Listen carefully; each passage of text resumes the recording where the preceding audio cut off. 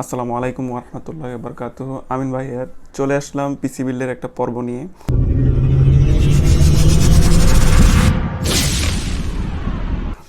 তো অনেক দিন ধরে আমার ইচ্ছে ছিল একটা পিসি বিল্ড করব, বিশেষ করে রাইজেনের প্রসেসর দিয়ে।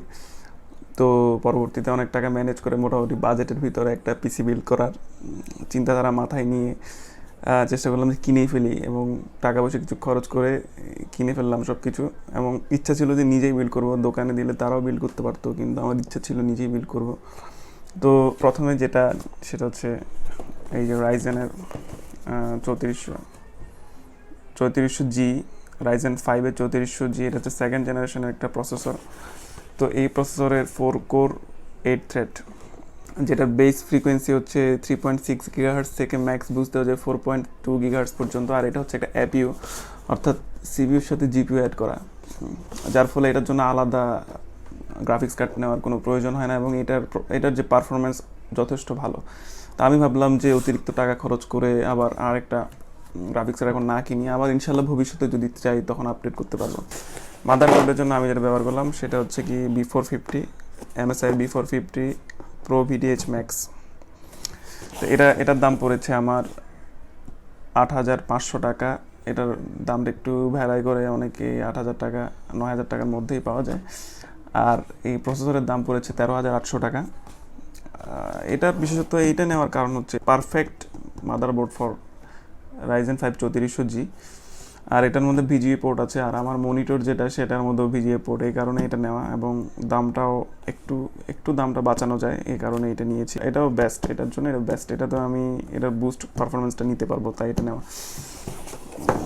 তারপর হচ্ছে আমি অনেকে যে চায় যে পাওয়ার সাপ্লাইটা নর্মাল নেই, পাওয়ার সাপ্লাইটা আমি চেষ্টা করলাম যে একটা ভালো মানের পাওয়ার সাপ্লাই নিতে। 450 ওয়াটের থার্মালটেকের পাওয়ার সাপ্লাই নিলাম। এটা 2 বছর ওয়ারেন্টি আছে। এটার দাম পড়েছে 3,000 টাকা। তারপর এরপর হচ্ছে, যেহেতু আমার বাজেট একটু স্বল্প, তাই আমি ইচ্ছা ছিল যে ডুয়েল চ্যানেল 16GB র্যাম নেওয়ার, কিন্তু এই মুহূর্তে একটাই নিয়েছি র্যাম, সেটা হচ্ছে কর্সারের ভেঞ্জেন্স 8GB।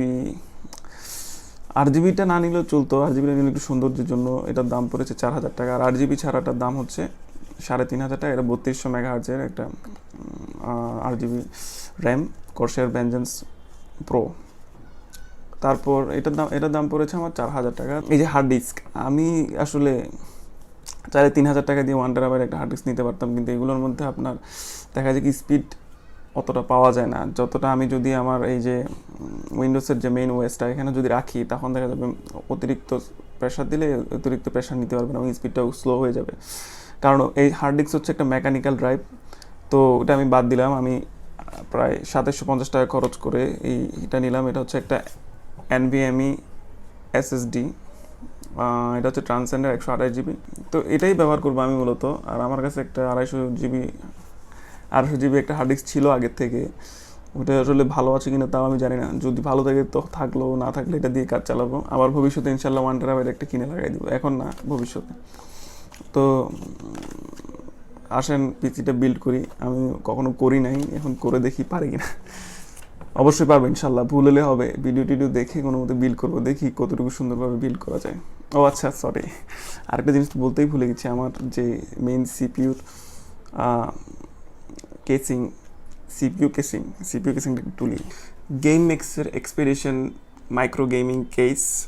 এটা আসলে গ্লাস না, এটা হচ্ছে প্লাস্টিক। ভিতরে জিনিসপত্রগুলো দেখা যাবে, আমার ভিতরে যে মেশিন টেশিন চলতেছে এগুলো দেখা যাচ্ছে। এটা একটু সুবিধা। এই যে এটা হচ্ছে প্লাস্টিকের, তো ওই জিনিসটার মধ্যে দাগ পড়ার সম্ভাবনা থাকে।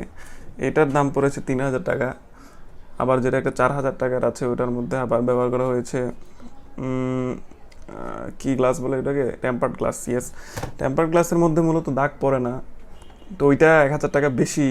আমি ভাবলাম যে আমার কাছে যেহেতু টাকা বাঁচাইতে হবে, এই কারণে আমি এটা কেনা।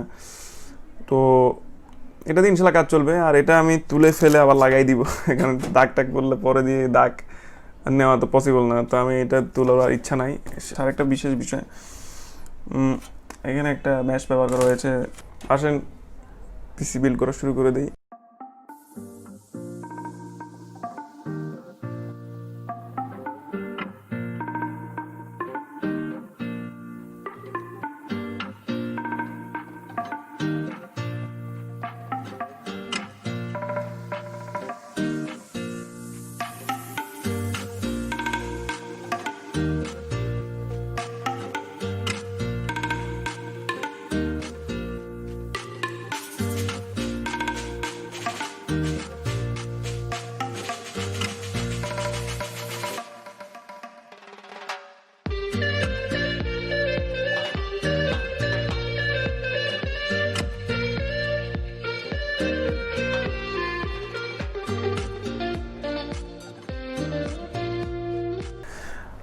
এখন প্রায় 4-5 ঘন্টার চেষ্টার পরে আমি সিপিওটা কোনো মতে বিল্ড আপ করতে পারলাম। আসলে একটা নতুন কিছু বিল্ড আপ করা কিন্তু এত সহজ বিষয় না, যতটা ভিডিওর মধ্যে দেখে মনে হলো সোজা, আসলে জিনিসটা এত সোজা না। অনেক ভিডিও দেখে পরে অনেক কষ্ট বিল্ড করলাম। আচ্ছা যাই হোক, এখন জিনিসটা অসাধারণ লাগছে। আমি এটা খুলে দেখি। বিসমিল্লাহির রহমানির রহিম। তো এই যে একটা RGB র্যাম লাগানোর সৌন্দর্য, মানে এই যে 500 টাকা বেশি দেওয়ার ফলে এই যে এই সৌন্দর্যটা উপভোগ করা যাচ্ছে, এটাই একটা অসাধারণ ফিলিং দিচ্ছে। এখন যতটুকু হইলো আলহামদুলিল্লাহ। তো আমার চ্যানেলের যে মূল উদ্দেশ্য ছিল সেটা হচ্ছে ইসলামিক ভিডিও করার পাশাপাশি টেকনোলজি রিলেটেড ভিডিও করা। এই মুহূর্তে আমি চাচ্ছি দোনোটাই ক্যারি করার জন্য। তো আপনারা যারা টেকনোলজি রিলেটেড ভিডিও দেখতে চান এবং ইসলামিক ভিডিও দেখতে চান, তারা আমাকে আপনাদের ইচ্ছা মতামত কমেন্টে জানাতে পারবেন। আর আমার ইউটিউব চ্যানেলে কোনো সাবস্ক্রাইবার নাই তো কি হয়েছে, এক সময় না এক সময় ইনশাল্লাহ অনেক সাবস্ক্রাইবার হবে। আপনারা যদি সাবস্ক্রাইব করেন, যারা সাবস্ক্রাইব করেন নাই তারা সাবস্ক্রাইব করে ফেলতে পারেন, আর আপনাদের মতামতগুলো জানাতে পারেন। আর আমার এই বিলটা কেমন লাগলো এটা আপনাদেরকে আমাকে জানাবেন। আর এখানে একটা বিষয় কি, যে আমি বেশিরভাগ জিনিসই রায়ান্স থেকে নিয়েছি, যদিও রায়ান্স এই ভিডিও স্পন্সর করে নাই তো কি নিচে যেহেতু বললাম। তো আজকে এই পর্যন্তই, দেখা হবে ইনশাল্লাহ আগামী কোনো পর্বে। সেই পর্যন্ত ভালো থাকবেন, আল্লাহ হাফেজ। ও আচ্ছা, একটা বিরল হবে, বিরল বন্ধ করো।